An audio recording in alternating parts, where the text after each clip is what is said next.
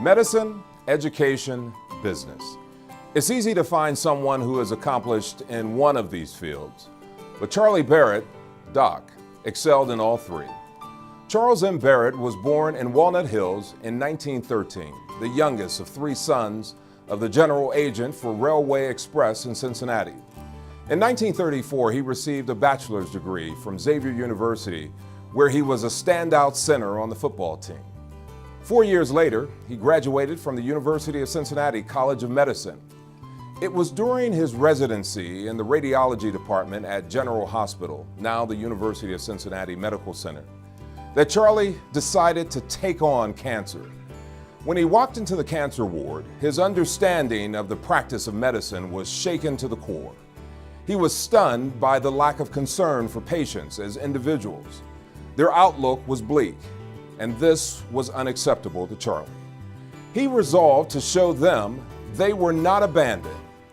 As a fellow in the UC Department of Surgery, Charlie soon began questioning the wisdom of smoking and of unlimited use of X-ray machines. He also stressed the importance of finding malignancies early, which led General Hospital to open Cincinnati's first cancer detection center in 1946. A decade later, he drove the development of the city's first cobalt unit and later led the medical staff at Bethesda and Our Lady of Mercy hospitals. Dr. Barrett was a professor of surgery and therapeutic radiology at UC's College of Medicine and director of cancer education and tumor service from 1947 to 1974. Former Ohio Governor James Rhodes said of Dr. Barrett, he was instrumental in building the University of Cincinnati into one of the greatest universities in America, especially the medical center. Our dad had a tremendously positive impact on many individuals and institutions in our city. He cared a great deal about people from all backgrounds and all walks of life. He fought injustice from an early age to late stages of his career. Dad went out of his way for people, whether they were patients, people with few resources, or young people early in their careers. Many sought his counsel, which was consistently excellent. Our mother frequently commented about her Charlie. They broke the mold. While a resident, Dr. Barrett earned extra money by doing medical risk appraisals for Western and Southern Life, and he became engrossed in the business. In 1951, Dr. Barrett joined Western and Southern as the firm's medical director and eventually became president, CEO, and chairman of the board. This was a time of great change in the insurance industry and certainly at Western and Southern.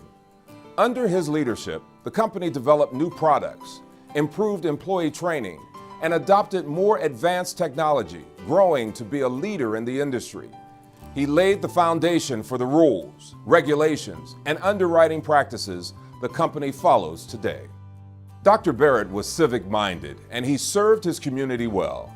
He was a director of Cincinnati Bell, Eagle Pitcher Industries, Procter & Gamble, Southern Ohio Bank, Western and Southern Life Insurance Company, Bethesda and Mercy Hospitals, a member of the Ohio Board of Regents, and chairman of the University of Cincinnati Board of Trustees.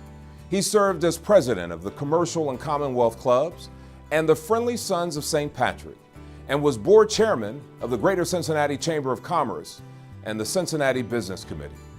Xavier, UC, and Miami universities granted him honorary degrees. The Salvation Army and UC presented him their top awards for service.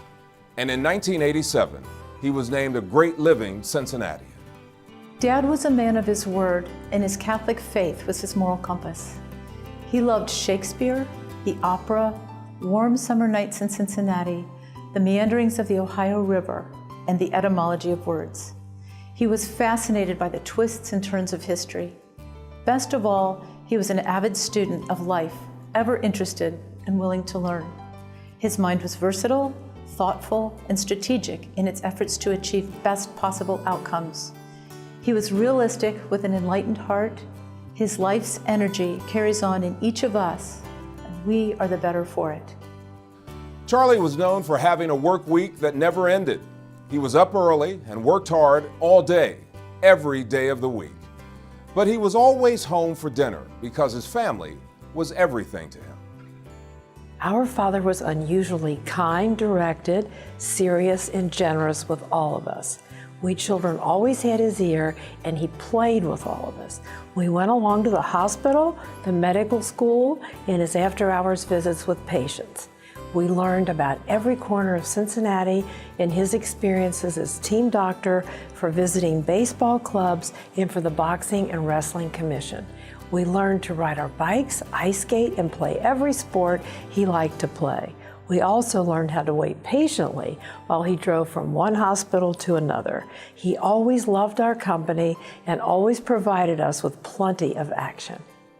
My dad developed his interest in people at a very early age. As a kid, he worked on the old Cincinnati Recreation Commission on the playgrounds as a superintendent, and his duties there included organizing sports and activities for a number of people.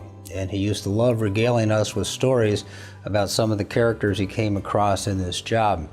But I think on the playgrounds where he developed his love for team and individual sports, and perhaps some of his competitive spirit was engendered at that time.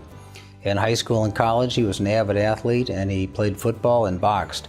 But Dad kept his love for sports throughout his life. He played golf, tennis, and squash as often as possible, which frankly was not very often because of the hectic schedule he kept. But I think he was a family man in the truest sense of the word, in that he had a profound love for my mom and was always able to support myself and my 5 siblings in our various life paths. When I think of Dad, a couple things always come to mind.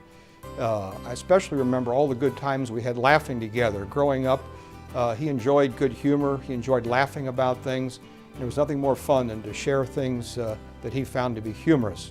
We also liked to jump on him and wrestle with him and roll around the floor, and he liked what he used to call rough play. It was so much fun. But on a more important side, he always emphasized to us the importance of building a strong character. And the only way to build a strong character is to do the right thing or difficult things when you know such is necessary, but you don't want to do it. It was so important to him that we all build strong characters, and it's something I'll never forget. I'm certain Dr. Charles Barrett would want his story to inspire us to continue his lifelong quest to defeat cancer.